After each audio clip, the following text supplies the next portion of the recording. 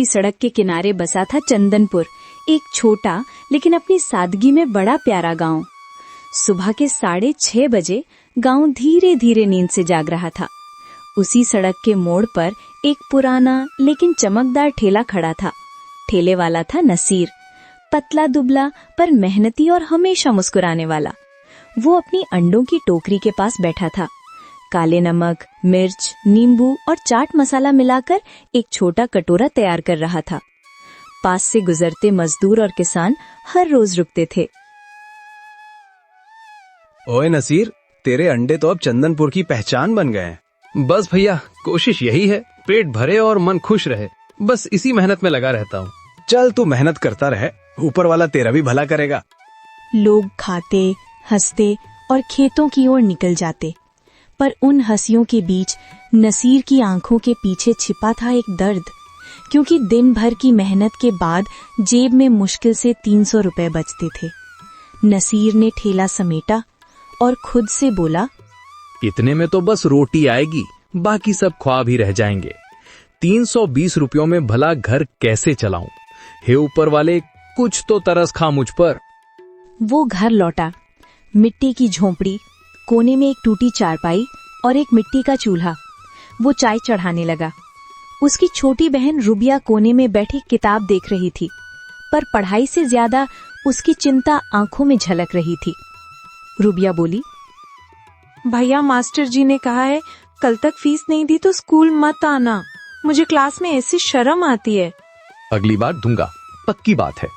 भैया, मैं समझती हूँ आप परेशान हैं, मगर मैं भी कमा नहीं सकती, वरना लोग बोलेंगे लड़की भी बाहर निकल गई कमाने।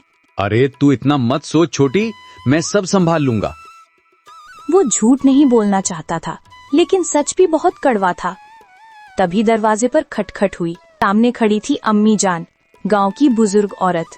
सफेद बाल, झुर्रियों भरा चेहरा, लेकिन आंखों में चमक। अम्मी जान बोली, अरे बेटा नसीर, अब तक सोया नहीं? नींद भी तब आई अम्मी जब दिमाग खाली हो। परेशान आदमी सोता नहीं, रोता है अम्मी जान। बेटा, रोज वही उबले अंडे बेचता है, कभी कुछ नया क्यों नहीं सोचता? नया क्या करूं अम्मी जान, जो आता है वही करता हूँ। तू मेरी मान तो अंडा करी बना, रोटी के साथ बेचेगा तो लोग पेट भर के खाएंगे, दाम भी बढ़ेगा, इज्जत भी। अम्मी जान, अंडा करी? मैं? हाँ बेटा, कोशिश करने में क्या जाता है। हुनर किसी किताब में नहीं, हिम्मत में छिपा होता है।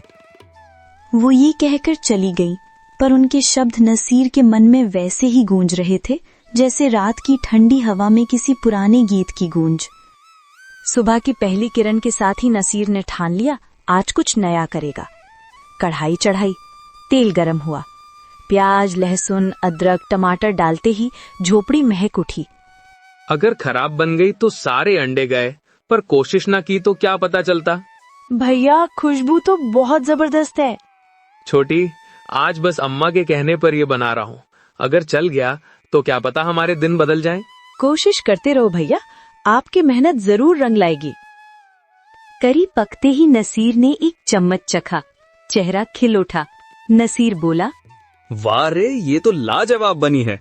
बस अब ये गांव वालों को पसंद आ जाए। गांव की चौक पर पहुंचते ही लोग सूंघने लगे। आज उबले अंडों की जगह रखी थी गर्मा गर्म अंडा करी और रोटियां। तभी एक मजदूर बोला, अरे भाई, आज तो तेरे ठेले से स्वर्ग जैसी खुशबू आ रही है। क्या ऐसा आज? आज कुछ मजेदार और नया है। आज है अंडा करी और रोटी। खा के देखो, उंगलियां चाटते रह जाओगे। अच्छा जी, ऐसा है क्या? चल एक प्लेट दे तो सही, हम भी तो देखें क्या एक्सपेरिमेंट करके बैठा है। धीरे धीरे भीड़ लग गई। हर कोई एक प्लेट मांग रहा था।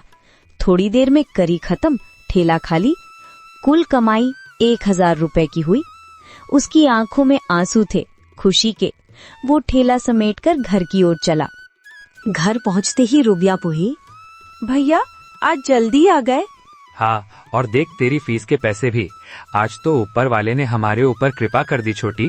भैया, तू सबसे अच्छा है और सबसे मेहनती। ऐसा भाई सबको मिले। लेकिन तभी दरवाजे पर धमक पड़ी। सामने खड़ा था साहूकार लालचंद, आंखों में लालच और गुस्सा। ओए नसीर, याद है ठेला लगाने के पैसे? अब लौटाने का वक्त आ गया है। तू तो भाई भूल ही गया पैसे लेके। मैं नहीं भूला आपके पैसे साहूकार जी, बस 2 दिन दीजिए, आज काम चल निकला है। तू पिछले महीने भी यही बात बोले जा रहा है, अब अगर परसों तक नहीं दिए तो ठेला ले जाऊंगा। बैठा रहियो फिर हाथ पर हाथ धरे, बड़ा आया बिजनेसमैन। उस रात नसीर को नींद नहीं आई। वो आसमान देखता रहा। अगली सुबह उसने ठान लिया, अब गांव नहीं मंडी जाएगा, जहां मजदूर, किसान और व्यापारी रोज जुटते हैं, वहीं कमाई होगी। रूबिया बोली, भैया आज बाजार सबको हैरान कर देना अपनी अंडा करी से। हाँ छोटे, आज हारने का सवाल ही नहीं। वो मंडी पहुंचा। चारों ओर आवाजें, आलू ले लो, प्याज सस्ता, तरबूज मीठा। नसीर ने एक कोना चुना, ठेला लगाया, करी गरम की, खुशबू फैल गई। भाई यहाँ तो किसी होटल जैसी खुशबू आ रही है, क्या बना रहे हो ऐसा? भाई शानदार स्वादिष्ट अंडा करी है आप लोगों के लिए, उंगलियां चाट जाओगे। कहो तो एक प्लेट लगाऊं, सिर्फ 60 रुपए में। अच्छा तो फिर लगा दे, देखें तेरी अंडा करी। लोगों ने खाई और उंगलियां चाटते रह गए। कुछ ही देर में ठेला खाली। नसीर की आंखों में चमक आ गई। 2000 रुपए की कमाई हुई। शुक्र है अम्मी जान आपका, आपने रास्ता ना दिखाया होता तो आज मैं नाउम्मीद हो जाता।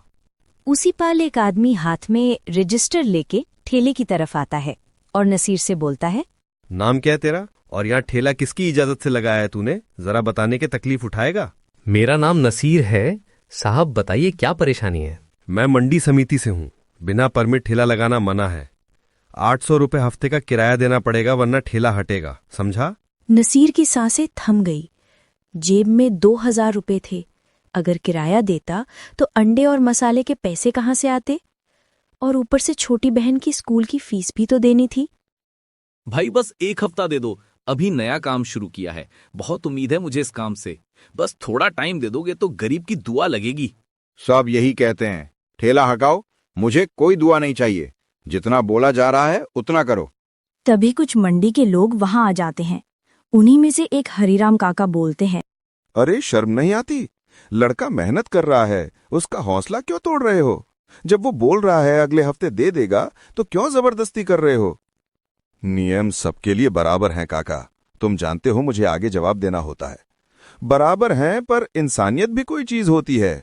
भीड़ चिल्लाई, नसीर को रहने दो, उसकी करी ने तो मंडी में जान डाल दी है।